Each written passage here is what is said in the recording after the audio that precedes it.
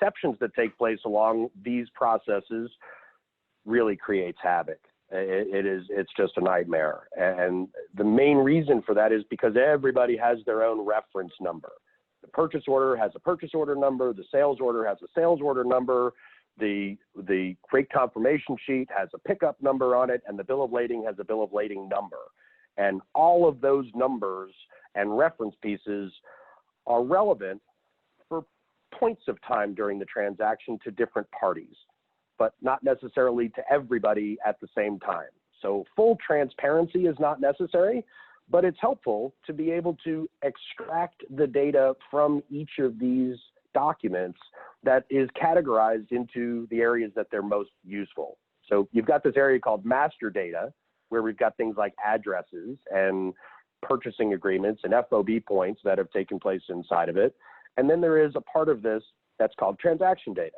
And the transaction data is the things like pricing and quantity, but it also is things like the order number and the customer's order number.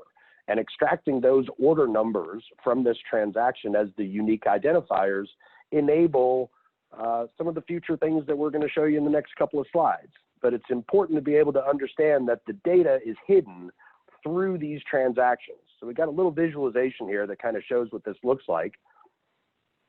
And the first step of this is that the customer has their demand.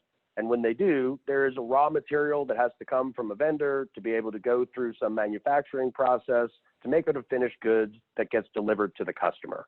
And when the customer gets that finished goods, as we've just described, there's paperwork that's taking place along the way, information that's gathered on that paperwork that is the relevant pieces that enable the settlement to happen after the fact. And it's one of the most important points of this industry at the moment is nobody gets paid in real time for doing this unless you're UPS or FedEx.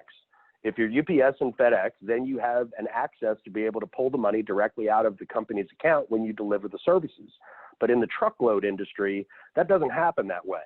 And because of that, you have to be able to invoice, receive a cleared, signed invoice that the services were done complete before payment can be executed to the different parties.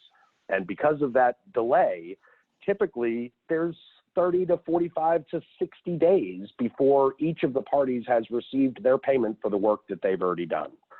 There's one other component of the similar supply chain, which is the fact that when this is done with people and humans are involved, each of them have visibility to the step that's before them and after them, but that's all.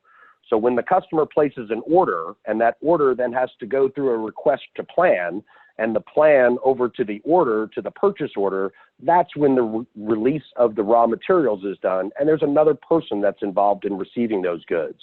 Each one of these processes has human beings that are getting data and pushing information so that at the end of the event, these other data steps can be produced by other human beings. And I love humans, but they're prone to make mistakes.